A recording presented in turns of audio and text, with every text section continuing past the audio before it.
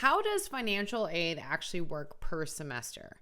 So if you're wondering, do we get all this money at first and then we have to budget it and make sure it lasts all year? Or how does financial aid and money given to us for college work with the semester schedule? Or maybe your student is actually attending a school that has trimesters or even quarter systems. Whatever the situation is, I want to cover how money is dispersed throughout the school year so that there are no surprises for you and your student. Now, while this might seem obvious, there are just small nuances throughout this that I want to make sure we cover the basics. Make sure you hit subscribe because every week we have a new video for you to work towards that debt-free degree.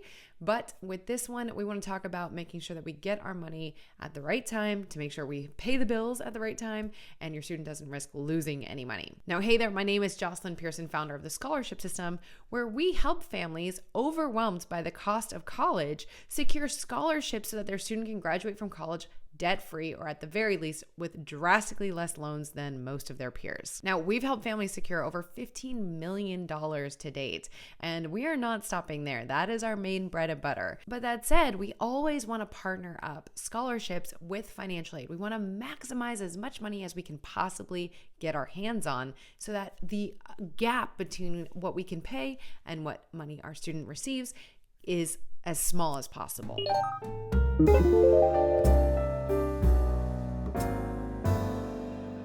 So let's get into the basics.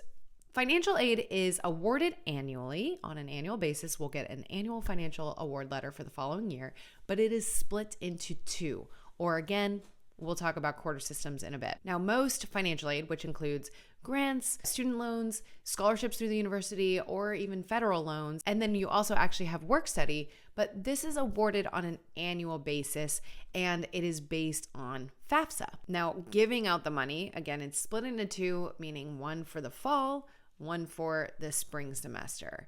For example, if a student receives $4,000 in Pell Grant money, they will receive $2,000 for the fall, $2,000 for the spring semester versus say $4,000 up front. And then for the spring semester, you're scrambling trying to figure out how to make up for that gap. This goes the same for student loans. So if they have $5,500 in federal student loans, then that would be split in half for fall and for spring. Now, summer can be a little bit different on a rolling basis and different deadlines, different payment deadlines. We actually have a whole video all about summer classes financial aids. So we will link to all the free resources that I mentioned in today's video in the description, or you can click on that video here, open it up in a new tab, and then come back to this one. Now, before I get into more details on the aid, let me know in the comments below, what questions do you have with financial aid, or where have you and your student been confused? Let me know in the comments below and I can follow up with another video on those. So not only is it split into two, or however many semesters and quarters we have, but I want to talk about timing.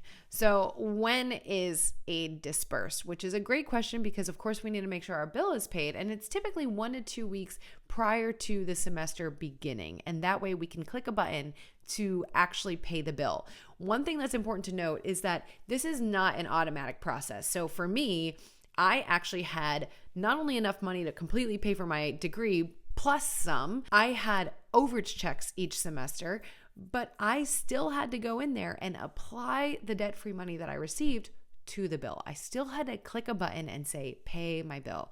So please note that even if your student has received tons of money and they should be going to college debt-free, they still have to officially pay the bill. Now, 1 to 2 weeks prior to the semester starting is when they'll disperse things like Pell Grants, state grants, federal loans, even scholarships through the university, but also aid that private scholarships that were sent to the university. So this money will first be applied to tuition, fees, any kind of on-campus housing, anything that's on their bill, that money will be applied to it. So again, half of the funds for the year will be available for that first semester.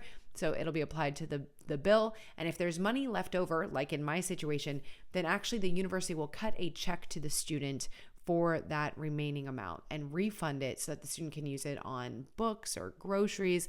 I know at one semester I dropped my laptop and broke it. I had to buy another one. My overage check paid for that.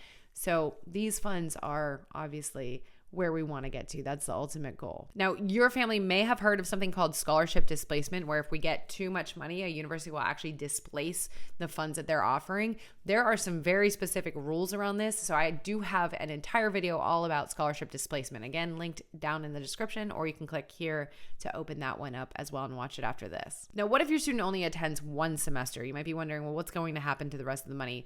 Typically, this is prorated. It's not like if they just drop out, they can then get all of that money in their pocket. They have to be attending the semester in order to get the money, but it will be prorated based on when they attend. If they do not finish a semester and have received money, they might have to pay some of it back. So this is something very important to understand and look into before dropping out after the dropout period. Now, I mentioned quarter and trimester systems, so not all schools use semesters. And if that's the case, they just split the money typically accordingly with their deadlines for making those payments for each quarter or for each trimester. Either way, the total amount will be for the year based on our FAFSA results. Now, outside scholarships can vary a little bit. So sometimes they will send the money and say, you can use all of this for this semester. So for example, I got to my free ride by securing $600 here, $1,200 there, $2,000 there. Most of them, I could get that money in that specific semester. I did, however, receive one that was $4,000, and they specifically said for the year to be split. And so I got $2,000 and $2,000 from that scholarship. Now, private scholarships can be sent directly to the university, which is most common. That's actually at the scholarship system. We give out thousands of dollars every year, and that's how we do it. But it also can sometimes be sent directly to the student. And if that's the case, then typically a tax form will have to be submitted for it.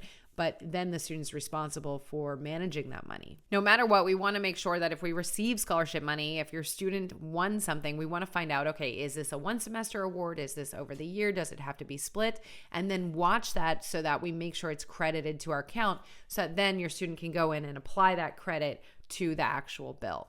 Now, if you're like, where do we even find these private scholarships? Because that sounds amazing, because it is, then make sure you attend our free webinar at thescholarshipsystem.com/free webinar, or you can click on this video. The links will be in the description as well. But that free webinar is where I cover how to identify legitimate scholarships that have less competition, the exact ones that I use to get to that overage check I keep mentioning. Now, some important points for parents and ways to maximize this. First and foremost, we need to know, again, remember that aid is split by semester. So don't plan on all of that money being there to cover the fall and then, okay, we'll figure out how to pay for spring when we get there. Know that it's going to be most likely split in half. And so if you come up short, we need to find money to cover that difference for that semester. Second is refunds are not necessarily guaranteed, right? So we need to understand what the displacement rules are. Do we exceed what we need? And again, if we're in that situation, then we're in a pretty good spot. There are, again, rules around it, and I cover that in that video. The third point is that enrollment matters. So if some of this money requires a student to be full-time, we have to make sure that our student is full-time. We don't want them to lose that money, right? And so they're going to be looking at those eligibility requirements every semester before they disperse the next chunk of payment. And then fourth and most importantly, I mentioned you get a financial aid letter each year. That is because we submit FAFSA each year. So starting your student's senior year, fall semester, that's the first time we'll submit FAFSA, but we then submit it every year thereafter until they graduate from college.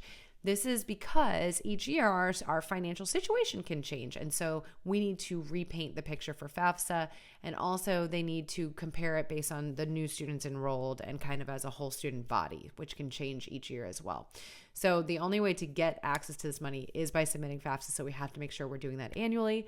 And then when they tell us what money we're going to get, know that that is the annual amount and it's going to be split. So that said, I know financial aid, it is a maze. That's why we do what we do at the scholarship system. And that's why you need to hit subscribe, because we have a new video for you to help you navigate this every single week.